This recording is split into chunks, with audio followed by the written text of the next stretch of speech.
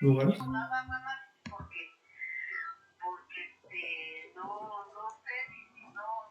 O la mayoría de los oyentes es porque todavía no la pueden inscribir. Y es por eso. Sí, yo estoy en el mismo caso. O sea, deben teoría del riesgo. Sí. Sí. O deben procesos. No, Teoría. O deben cálculo. Cálculo 2. No, cálculo 1.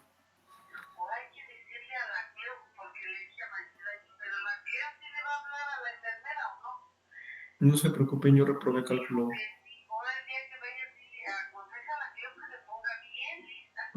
Sí, porque sí, yo también. ¿Cuál de los 4? Cálculo 1 reprobé, el 1. Porque Maricela me habló y me dijo que le dijera que el lunes le hablara yo a la Cleo. Reprobé el 1, pero Y que le dijera que se yo sí me pude regularizar.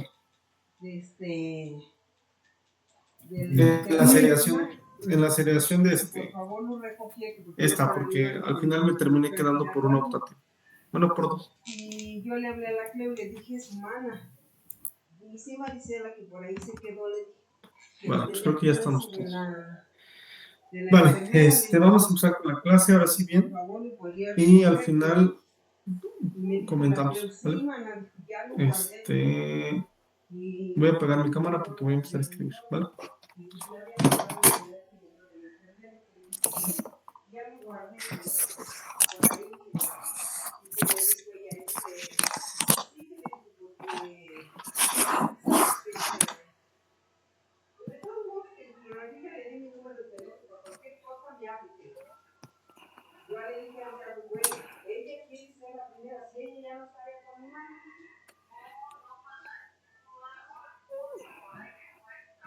Ok, ahora vamos a ver lo que es la inflación.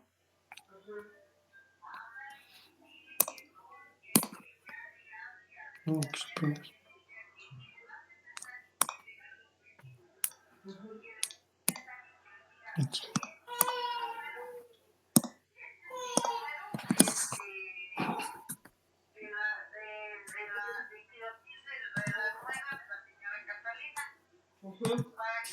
¿Ustedes pueden admitir cuando alguien inicia?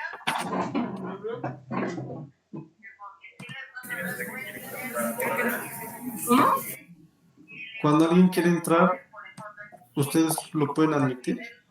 No. No, profe. Bueno, entonces veamos. Vamos a empezar con la inflación. Estoy emocionado porque ya solamente esta clase y la siguiente es teórica. Ya a partir del siguiente martes vamos a empezar a ver lo que son pruebas de hipótesis para ver la normalidad en los rendimientos de las acciones, porque muchos de los modelos que vamos a ver tienen como supuesto la normalidad. Entonces yo creo que ya vamos a empezar a ver cosas con Python, ¿vale? Para que se vayan preparando y vayan descargando lo que tengan que descargar o simplemente vayan metiéndose a Google Colab. Y ya no me voy a detener tanto en la parte de enseñar ciertas cosas porque ya deberían de saber un poco Python, ¿vale?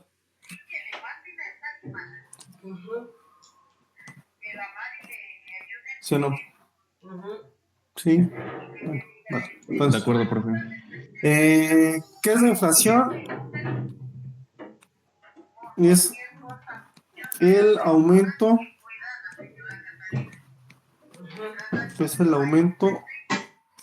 sostenido y generalizado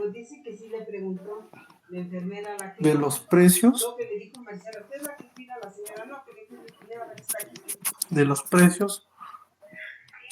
de los bienes y servicios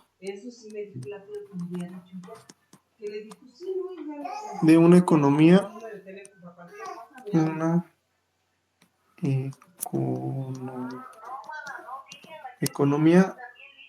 a lo largo del tiempo.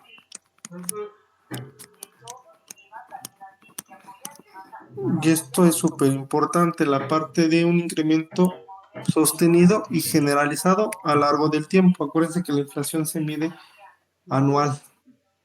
Bueno, está en la parte mensual, ¿no? Pero en sí nos guiamos de la anual. Ahora, ahora sí vamos a ver cuáles son las causas de la inflación.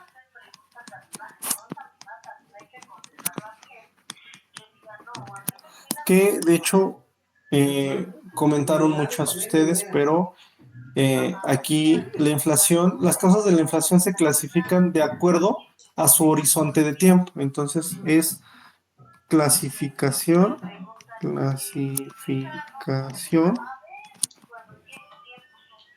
Ella cuida a sus nietos, de acuerdo que le diga así. al horizonte de tiempo. Y esto es a largo plazo y de corto plazo. Ahora, veamos cuáles son las de largo plazo. Las de largo plazo. Las de largo plazo tenemos exceso de dinero. Sí, mona, porque sí, eso sí también se dijo Maricela. Exceso que de dinero. eso, mona, pero ¿Qué pasa cuando hay un exceso de dinero? Y le dije a Cleo y me dijo, sí, mana, ya lo guardé, dijo, pero ya... ¿No perdió su valor? ¿No? Yo le dije a Leonor, ay, sí, ¿Aumenta la demanda? Exacto, ¿no? Y incrementa la demanda. Entonces, al tener más dinero, las personas demandarán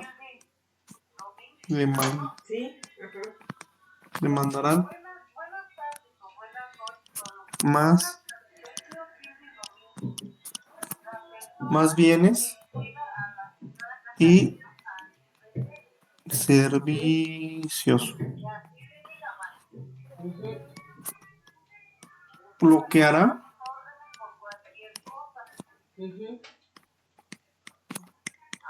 que los precios incrementen. Te digo que eso, a mí eso me dijo la Cleo, yo a la Cleo le marqué, pero no me contestó. Entonces, si los precios incrementan, si la inflación sube y el gobierno dice vamos a subirles a todos el sueldo, el 10% que fue la inflación, ¿qué va a pasar? Pues la gente va a tener 10% más de dinero. Y entonces, ¿qué va a hacer? Va a empezar a comprar más. Y si compra más, los precios van a subir. Y entonces, si les volvemos a subir el sueldo, van a seguir gastando de igual forma, ¿no? Porque yo le dije a Leonor que ya lo había guardado, porque Leonor me preguntó si ya lo había guardado. Ahora, y le dije que sí. Lo siguiente es el déficit fiscal. ¿Alguien sabe qué es el déficit fiscal? Cuando el gobierno gasta más de lo que recauda. Exacto. ¿Y eso por qué generaría inflación? Porque el país se encuentra en deuda. ¿Y qué más? Por la parte de las expectativas, la deuda genera como expectativas malas sobre la economía y tienden a inflar los precios. Ok, veamos. Vamos a definir qué es el déficit fiscal, ¿no? El déficit fiscal ocurre cuando los gastos del gobierno son mayor que sus ingresos en un periodo determinado. Generalmente se mide en años, ¿vale? Entonces vamos a poner primero la definición de déficit fiscal. El déficit fiscal ocurre cuando los gastos del gobierno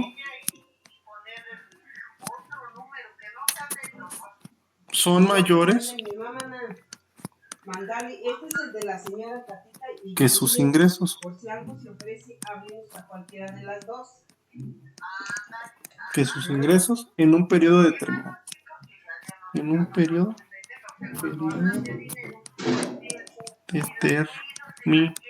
determinado.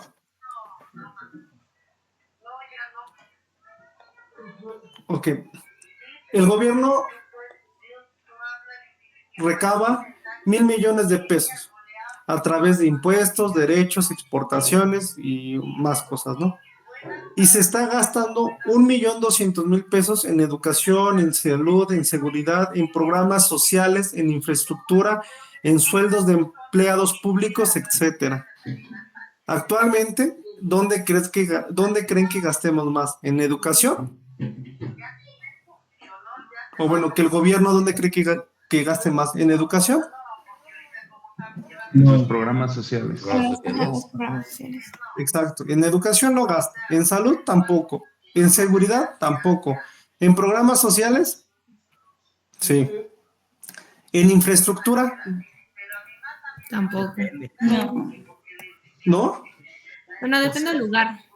O sea, sí, pero Solo en ciertas zonas. Pues Sí gastan, pero no asignan lo que deberían. ha habido A ver. algunas obras como el Tren Maya o estos proyectos grandes. Exacto, eso es infraestructura, el Tren Maya, los aeropuertos, la refinería, las presas.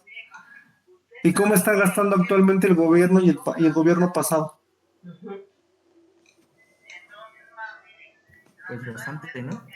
Y además, eso actualmente no está generando ingresos. Eso solamente es un gasto. Para el siguiente año, lo que se gastó en infraestructura y en programas sociales no está generando ingresos para el país. Entonces, ¿qué está pasando con el déficit fiscal actualmente? Está aumentando. Está aumentando. Ahora, ¿el gobierno cómo cubre el déficit fiscal? Emitiendo deuda. Emitiendo deuda. ¿De qué otra forma? Que digan de la cuidadora, pues ella ya se puso para que Subiendo los impuestos. No. Bueno, sí, también podría ser. Subiendo las tasas, ¿no? Subiendo las tasas. Ok. Se cubre de 3 formas. Uno, pidiendo prestado. Pidiendo prestado. Ya sea con deuda pública,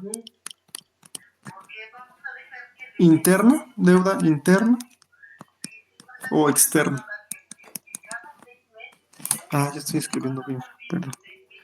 A ver. Va de nuevo. Sí. 1. Ajá. Pidiendo prestado. Así porque te digo que sí. Eso sí, Deuda interna bueno, Marisela me o externa. me dijo así, la Cleo, yo dije, no, yo no. 2. Lo que dijo su compañera, emitiendo deuda. Emitiendo deuda. ¿El gobierno cómo emite deuda? ¿A través de qué? CETES. de los bonos del tesoro, ¿no? Ok, CETES y bonos de gobierno, ¿no?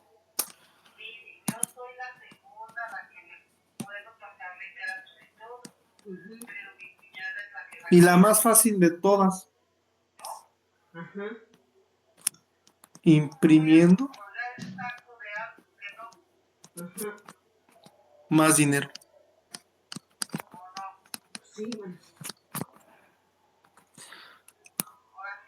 ¿Qué es lo que causa la inflación? Pues esta es una de las causas, ¿no? Imprimir más dinero puede repercutir. Sí, adelante, termina con tu idea. Pues nada, que repercute directamente con la inflación. Exacto. Por lo mismo de la oferta, pues. Bueno, de Exacto. la demanda. Sí, termina. No, ya acabé. Sí, exacto. Imprimir más dinero es la causa de la inflación. ¿Por qué? Porque al imprimir más dinero, ¿qué va a pasar? Hay más dinero En circulación, ¿no? en circulación. Y al haber más dinero en circulación, ¿qué pasa? Entonces los precios suben.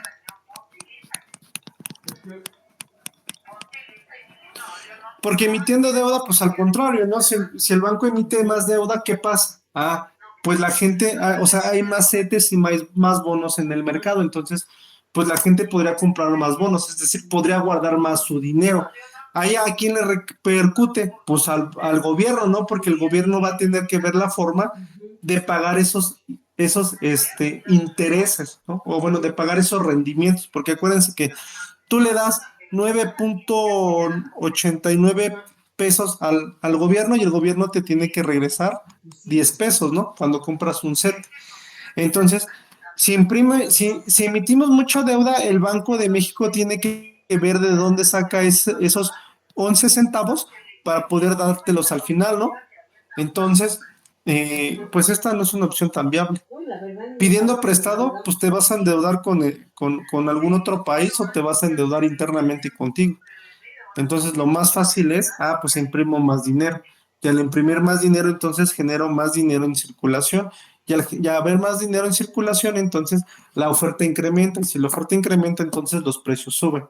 Entonces, esta parte del déficit fiscal es una de las principales causas de la inflación, ¿vale? Ahora, la siguiente es las políticas inconsistentes. Vamos a ver.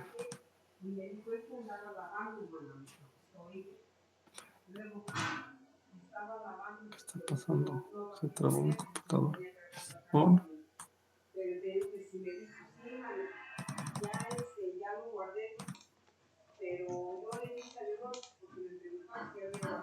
A ver, es políticas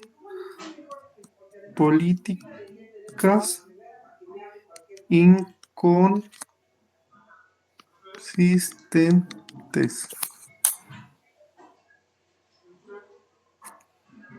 Y entonces aquí es, muchas veces se cree que se tiene una política exitosa y entre paréntesis le ponemos la 4T. No es cierto. Política exitosa, pero en ocasiones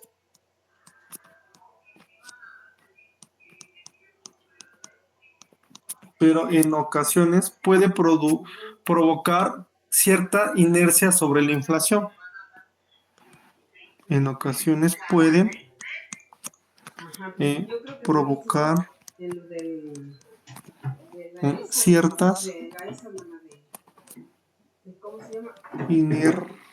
cierta inercia. Si no le van entendiendo, me dicen. Sobre la inflación. Sobre la inflación. Algunos ejemplos es indexar. Profe, ¿dice provocar cierta qué? Inercia. Gracias. Inercia.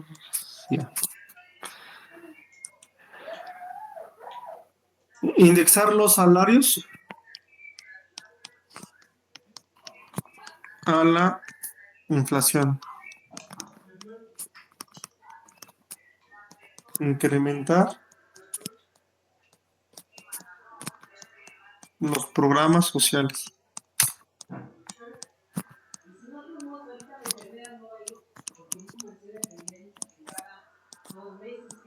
Y ya, no más. Podríamos decir muchas más. Ahora,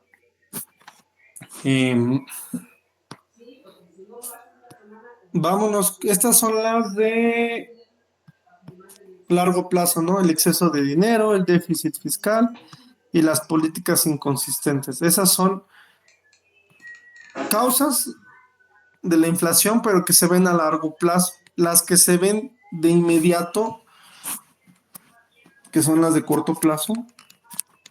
Profe, ¿puedes subir tantito, por favor? Ahí. Sí, gracias. Gracias. Ya.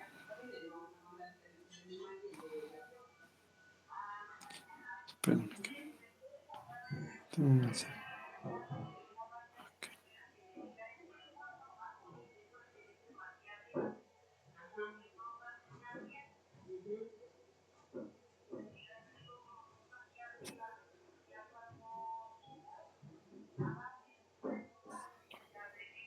Esperen, disculpa.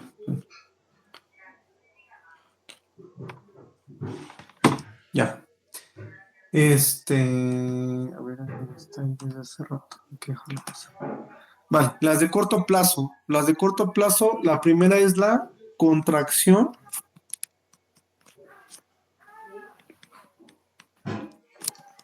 de la oferta. Y fíjense, vamos a escribirlo y ahorita lo graficamos. Decremento de la oferta, no de la demanda, de la oferta, debido al aumento de los costos asociados a los procesos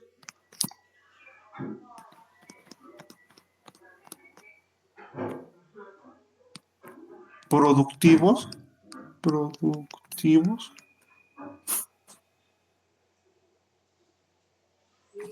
por ejemplo, el aumento del petróleo,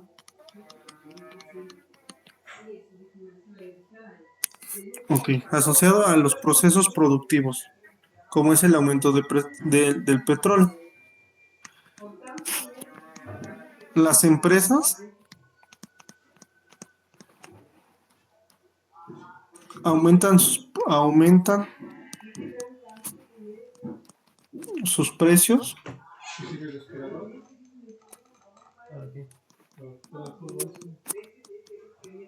para mantener sus ganancias. ¿Y se acuerdan? Esto es algo de lo que habíamos hablado la clase pasada. Vamos a ver.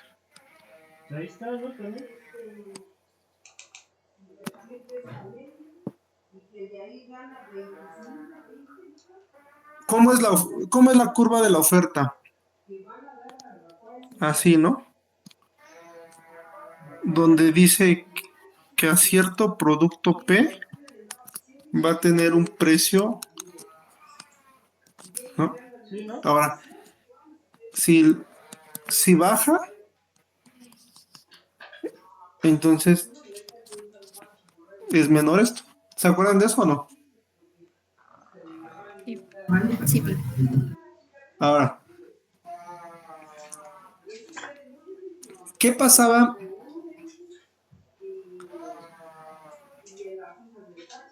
con supongamos que el punto de equilibrio está acá? ¿Cómo es? A ver, ¿quién levantó la mano?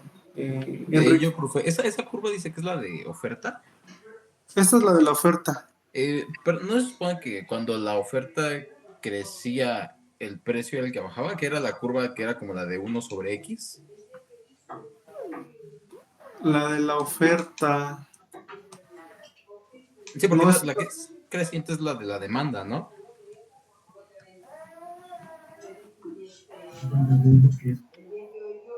no, mira. Vamos a verlo.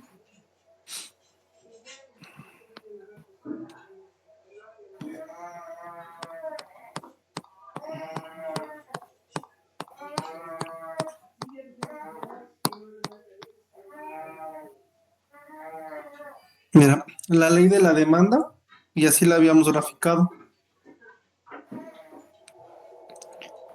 Y la ley de la oferta la habíamos graficado de esta forma. Ok, gracias. ¿Dónde está? Esto es lo que vamos a ver la siguiente martes. Ya me perdí. Esa tampoco es la de inflación. Es esta.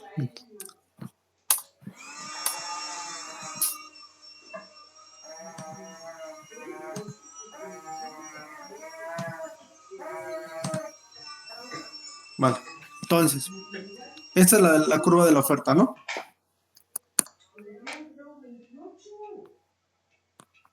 ¿Estamos? Ahora, ¿qué pasa si el productor tiene que dar al mismo precio, pero por el incremento de los costos ya no puede producir lo mismo porque ya le sale más caro? Por ejemplo, ¿Es ganancia? Hay menos supongamos, oferta, ¿no? ajá, justo, ¿no? Por ejemplo, espérame. ¿Qué va a pasar con la curva? Por ejemplo, él va a producir, por ejemplo, un Q3, pero lo tiene que dar al mismo precio. Por ejemplo, a este precio.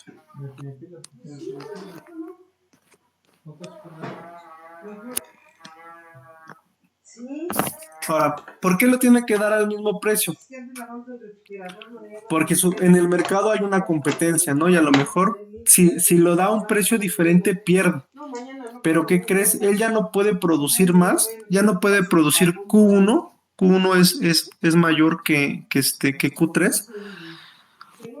¿Por qué?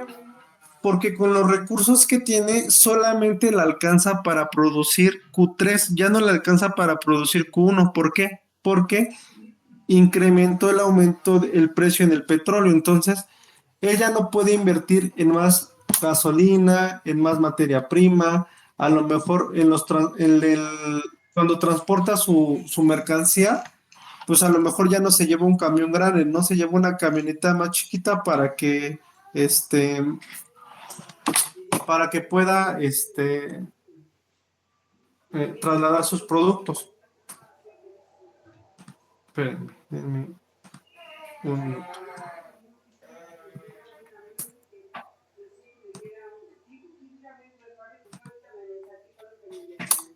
Ay, es que entra y ya me desconcentro.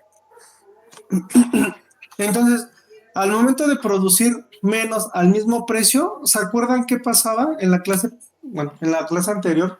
¿Qué era lo que pasaba cuando veíamos este movimiento? ¿Qué pasaba con la curva? Se desplaza hacia la izquierda. Exacto, ¿no? La curva se desplaza hacia la izquierda. Entonces ahora mi nueva curva de oferta va a ser esta. Ahora, si nosotros vemos la oferta, la curva de la demanda, miren, chéquense, todavía voy a borrar esto todavía.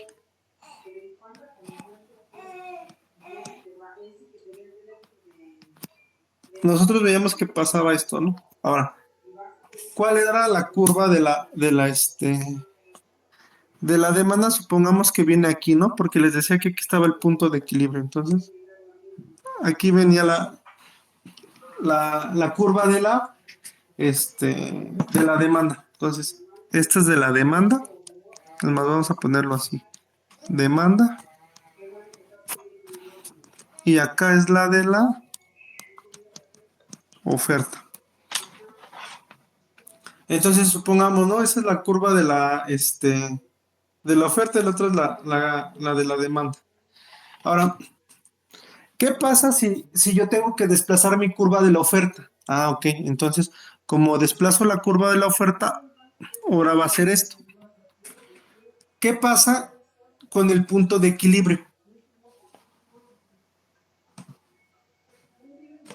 Igual cambió, ¿no? Pues ya no va a ser el mismo.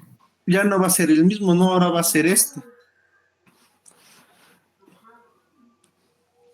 Y de hecho este punto lo teníamos que haber puesto aquí, ¿no? Este de acá lo teníamos que haber puesto acá y el ejemplo tenía que haber sido acá. Pero bueno. Entonces, ¿cómo es este precio respecto a este otro precio? Es mayor, ¿no? Mayor. Este precio es mayor a este. ¿Ya qué se debe que haya incrementado el precio? Ah, porque entonces la oferta se movió, hubo un desplazamiento. ¿Y ese desplazamiento por qué fue? Ah, porque yo tengo que seguir dando al mismo precio, pero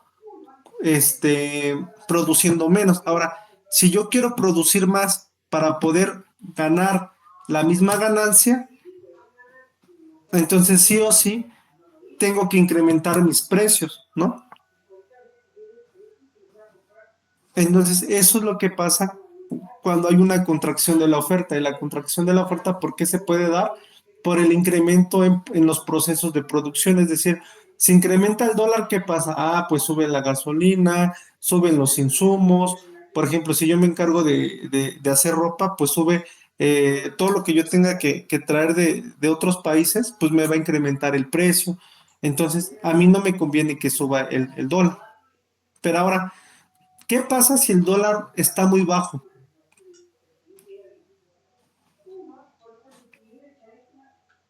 Eso me conviene. Las importaciones cuando el dólar está muy bajo están más baratas, ¿no? Y también Ajá. algunas cosas que las empresas llegan a veces a tener que importar están en dólares y esas cosas están involucradas en su proceso de producción. Entonces pueden abaratar costos. Y entonces, ¿es bueno o es malo que el dólar esté bajo? Para algunos. Para nosotros es bueno. Para nosotros que compramos, ¿no? Pero si exportamos, lo vamos a dar más barato. Sí, exacto. Depende de qué lado estás. Entonces también no nos conviene que el precio del dólar sea muy volátil. Y eso de que el gobierno diga, ah, es que en nuestro gobierno el precio del dólar bajó. Pues sí, pero a muchos de los que estamos, de los productores en México, no les conviene porque al vender sus productos al extranjero los venden en dólares, entonces lo están vendiendo más barato. Eso se llama el superpeso. Pónganse a ver efectos adversos del superpeso. Además, ¿qué pasa si el dólar está muy bajo? El dólar, o sea, comparar nuestra moneda directamente con el dólar no es una comparación muy buena porque nosotros no somos una potencia económica. Tendríamos que ver cómo se comporta el dólar versus el euro, versus el yen, versus otras monedas más fuertes y no sobre el peso. Pero bueno, luego les paso un paper sobre todo eso. Y ese tema también está muy interesante porque muchos creen que si el precio del dólar baja, quiere decir que tenemos una economía estable o que estamos haciendo las cosas bien. Y no, al contrario, eso puede ser algo perjudicial para nuestra economía. Pero bueno, ya no nos metamos en ese tema. Ahora, la otra es el incremento de la demanda, y creo que esa ya la vimos la clase pasada, ¿no? Pero de todas formas vamos a ponerla. El incremento en la demanda. Un incremento. Ahí se me secó la boca y no me subía. Un incremento en la demanda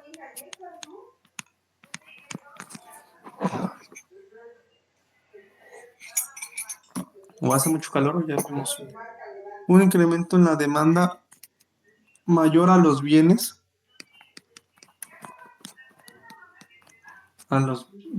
y servicios bienes y servicios que una economía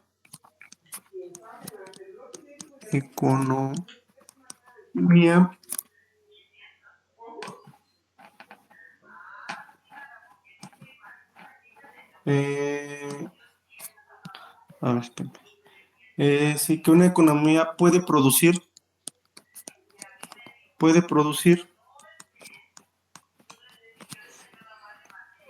causa un aumento en los precios,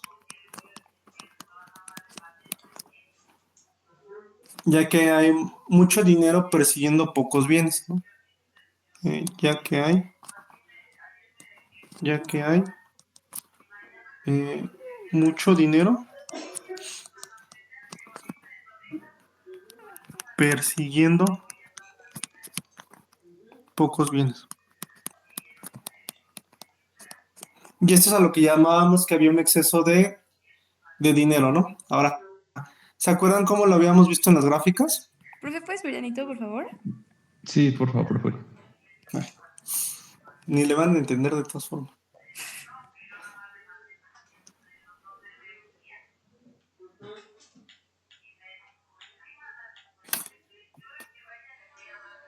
Tú me dices. Espera, Anito, por favor. Bueno, a ver, lo voy a leer. Dice, incremento de la demanda. Un incremento en la demanda mayor a los bienes y servicios que una economía puede producir causa un aumento en los precios, ya que hay mucho dinero persiguiendo pocos bienes. Eso le llamamos a que hay un exceso de dinero en circulación. Eso ya no lo apunté, pero ahí lo apunto, ¿no? Es un exceso de dinero en circulación en una economía. Ahora, ¿por qué pasa esto? ¿Ya le puedo mover?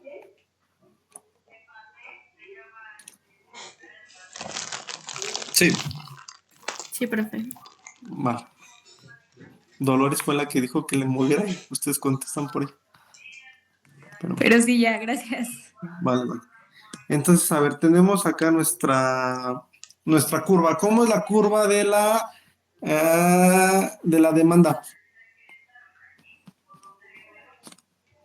Descendente y con un desplazamiento a la derecha cuando se está dispuesto a pagar más por la misma cantidad, ¿no?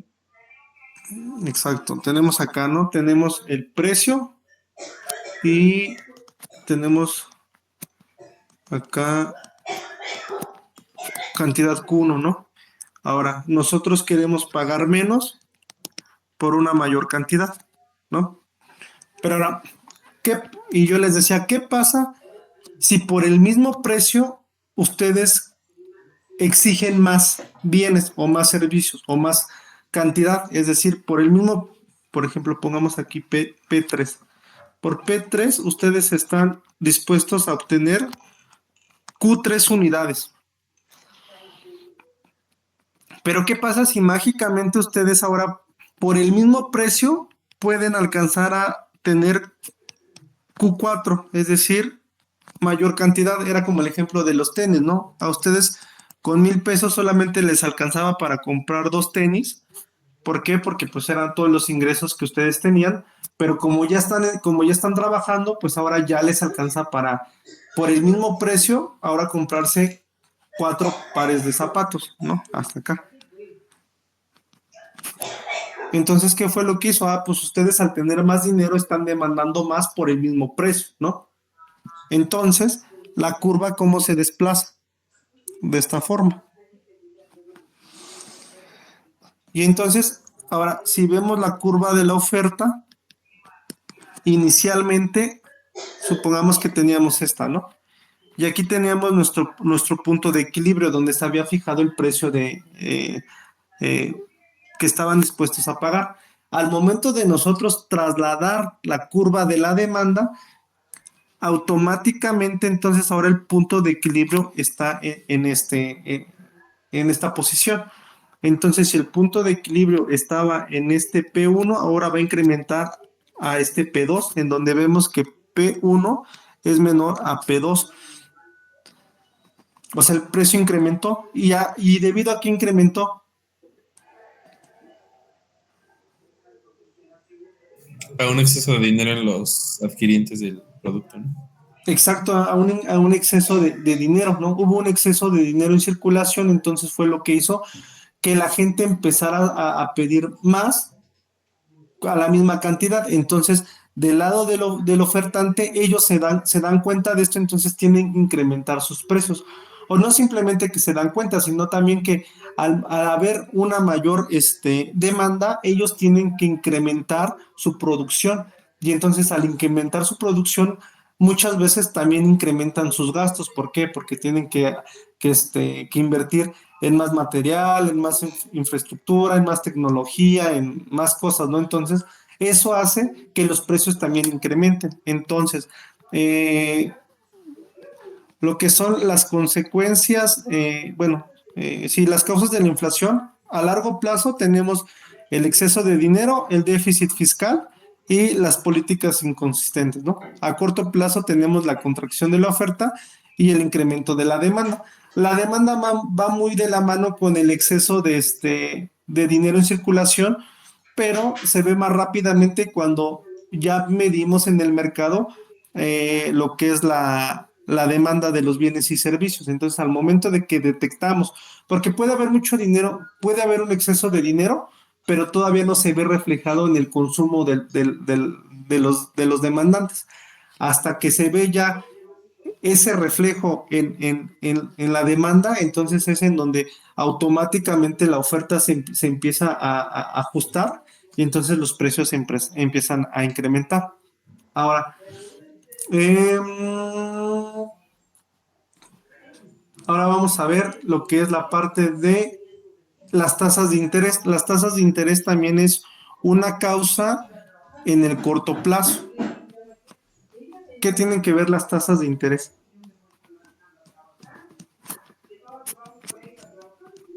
Pues justo le ayudan a las personas a elegir la disyuntiva de invertir o consumir. Exacto, ¿no? Y era lo que habíamos platicado al inicio de la clase. También por eso quise empezar la clase como haciéndoles ciertas preguntas y pues ahí viendo, ¿no? Todos los comentarios que tenían, porque al final sabía que todos ustedes ya tienen cierta idea de lo que es la inflación, de todos los factores que están involucrados en la parte del incremento en los precios, porque es algo que ya vieron en aplicación a las matemáticas financieras. Si lo llevaron conmigo, probablemente estamos viendo la misma clase. Si lo vieron con alguien más, no sé si lo hayan visto. Pero bueno, ¿qué son las tasas de interés? Las tasas de interés es una herramienta con la cual el Banco Central, ¿cuál es el Banco Central? Banxico. Banxico. Banco de México. Banco de México controla el flujo de dinero. Entonces, si ellos pueden controlar el flujo de dinero, implícitamente, ¿qué están controlando? La inflación. La oferta y la demanda. Exacto, la inflación. ¿Por qué? Porque al haber menos dinero en circulación hay menos oferta, perdón, menos demanda y al haber menos demanda entonces tenemos menos inflación, ¿vale? Ahora, rápidamente, ¿qué pasa si las tasas de interés incrementan? Hay menos dinero en circulación. Bueno, es más atractiva la tasa y pues hacen que se invierta más dinero. Exacto. Si la tasa de interés incrementa, entonces, si la tasa de interés incrementa, ¿qué le pasa al ahorro? Crece. Crece, ¿no? ¿Qué le pasa al consumo y a la inversión?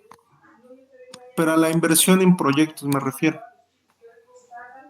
Disminuye porque Disminuye. la inversión no Se hace más caro el capital, ¿no? Exacto, se hace más caro el capital. Ahora, ¿por qué se hace más caro el capital si las tasas de interés crecen? Porque justo las empresas para ciertos proyectos pues piden prestado a una tasa de interés, entonces obviamente tienen que pagar más intereses por ese proyecto. Exacto. Y si le piden a los bancos, ¿por qué incrementan sus tasas? porque la de referencia está alta. ¿Cuál es la tasa No de pueden referencia? dejar dinero en la mesa, ¿no? Exacto. Pero a ver, ¿cuál es la tasa de referencia? La de CETES, 28 días, ¿no? No, la TIE. Ah, sí, cierto, cierto. Vale. Y esa es la tasa a la que los bancos se prestan dinero, ¿no? Y va muy de la mano de, o sea, si sube los CETES, sube la TIE, ¿no? Ahora, un banco, ¿cómo calcula la tasa de interés sobre sus créditos? ¿Alguien sabe? Por ejemplo, la tasa de interés de un crédito PYME. Y les pongo el ejemplo de PYME porque yo trabajé en pymes, ¿no? Cuando una pyme, una pequeña o una mediana empresa va a BBVA, a Santander, a Scotiabank, al banco que ustedes quieran, y le dice, ¿sabes qué? Yo te voy a prestar 1 millón de pesos a una tasa del 23%. ¿Cómo calculan ese 23%? De acuerdo al riesgo, ¿no? Al riesgo de incumplimiento. Al riesgo de incumplimiento, ¿a qué más? Los costos de operación y el rendimiento que se le quiere sacar. La tasa de referencia. A la tasa de referencia, vale. Es la TIE, que es la tasa de referencia, es decir, cuánto cuesta el dinero en ese momento, ¿no? La TIE. Más gastos operativos, ¿no? Gastos operativos. Más el riesgo, es decir, la probabilidad de incumplimiento de esa pyme, entonces más su PD, la probabilidad de default, más la ganancia, no lo que le quieres ganar, más la ganancia. Más la ganancia. Entonces, los gastos operativos siempre van a ser los mismos para todos, ¿no? Supongamos que es de un 5%. Ahora, la TIE actualmente no sé en cuánto esté, pero supongamos que está en 8%, ¿no? Luego, la probabilidad de incumplimiento a lo mejor de este cliente es del 10%, ¿no? Entonces ahí tenemos 18 a 23, ¿no? Ya lo estamos perdiendo. A lo mejor es del 8%. Del 8%. Y a lo mejor digo, ¿sabes qué? Yo quiero una ganancia del 2%, ¿no? Que en realidad no es así, pero vamos a poner un ejemplo, queremos una ganancia del 2%. Entonces, con esto le estamos pagando el 23% le estamos cobrando el 23% a esta pyme. Ahora, la ganancia pues siempre va a ser la misma, ¿no? Para todos los clientes, los gastos operativos también van a ser los mismos. La probabilidad de incumplimiento a lo mejor no va a ser la misma para todos, pero por ejemplo, esta es una empresa, no sé, una empresa mediana, ¿no? Si es una empresa pequeña, es un poco más riesgosa, entonces a lo mejor en su modelo para calcular la probabilidad de incumplimiento sale que los clientes con pequeños, la probabilidad de incumplimiento es del 10%. Entonces, más el 5%, más el 2% de ganancia, más el 8% de la tasa de referencia, a él le estarían cobrando una tasa del 25%, ¿no? Pero ¿qué creen? Sí. Profe, ¿qué era lo de después de gastos ¿Operativos? operativos? Uh-huh. Es la PD, la probabilidad de incumplimiento o la probabilidad de default. Ya, gracias. ¿Y después, la ganancia? La ganancia, sí, el margen Gracias. de utilidad que le quieres estar ganando. Gracias. ¿Vale? Ahora, vale, entonces, ¿qué pasa? Bueno, y a ti te va a costar, por ejemplo, por 1 millón te va a costar, veamos en el caso de la pequeña empresa, te va a costar 25% invertir, ¿no? Es decir, yo quiero invertir en mi negocio, entonces no tengo capital, entonces voy a ir al banco, le voy a pedir 1 millón de pesos y a mí me va a costar 25% de ese 1 millón de pesos poder invertir, ¿no? ¿Hasta ahí estamos todos de acuerdo? Sí. Vale, ahora, ¿qué pasa? Al Banco Central se le ocurre subir la tasa de interés, es decir, ahora voy a subir la tasa de interés hasta el 14% como lo vimos después de pandemia. Entonces, ¿qué va a pasar con el préstamo hacia esta pequeña empresa? El banco va a decir, mira, pues a mí los gastos operativos me siguen siendo del 5%. La probabilidad de default sigues teniendo el 10%. Yo sigo queriendo ganar el 2%, pero ahora a mí me cuesta 14 pesos el dinero. ¿Por qué? Porque la tasa de referencia interbancaria es más alta, es decir, el dinero al que me están prestando el dinero ahora a mí es del 14%. Entonces, el crédito ahora ¿de cuánto va a pasar? De 25% ¿a cuánto pasa?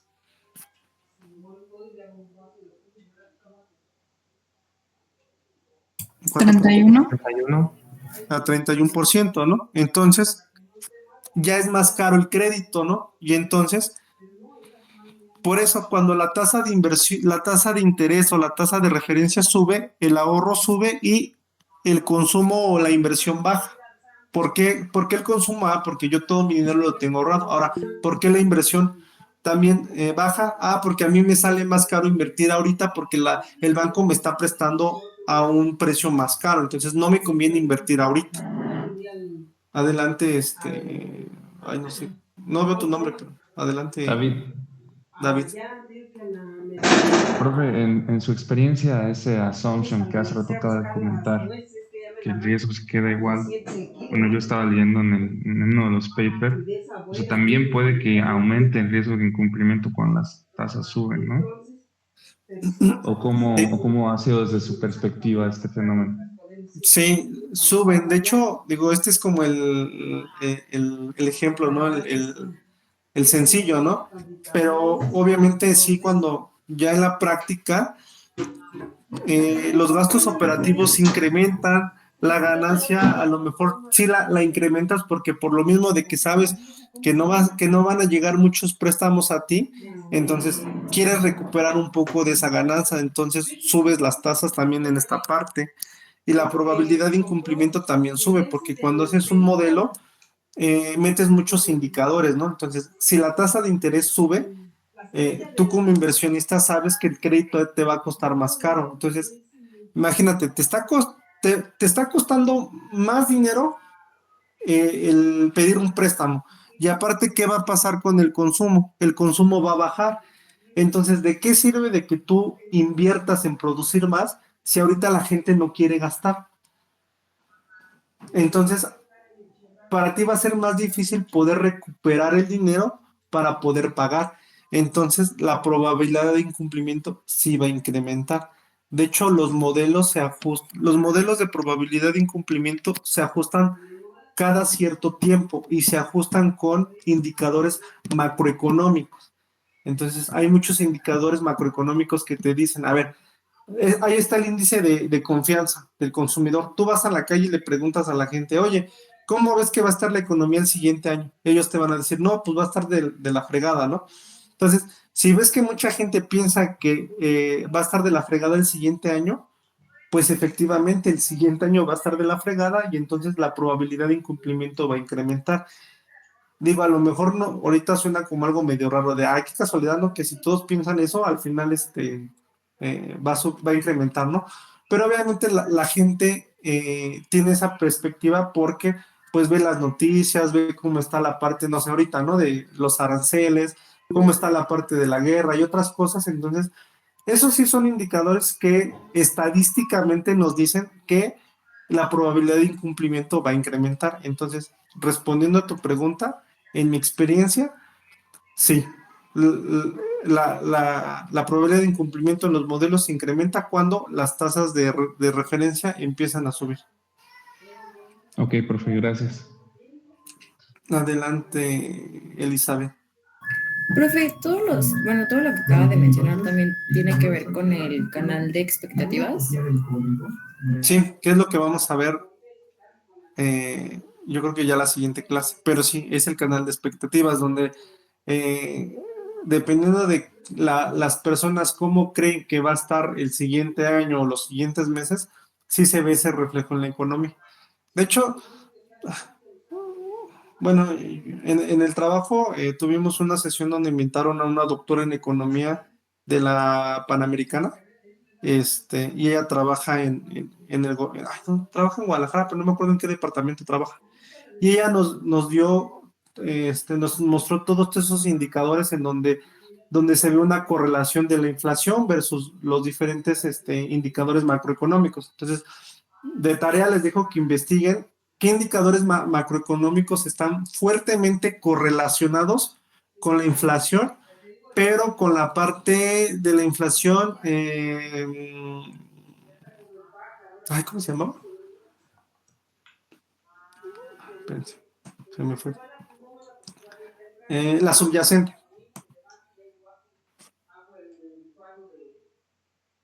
Y ya la siguiente clase lo comentamos, ¿vale? Profe, ¿podría repetir, por favor?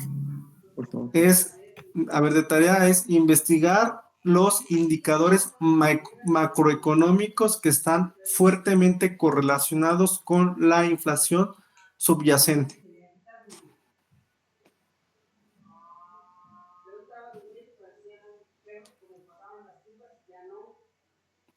¿Sí? Profe, ¿le puedes repetir? Indicadores macroeconómicos. ¿Qué? Es los indicadores macroeconómicos que están fuertemente correlacionados con la inflación subyacente.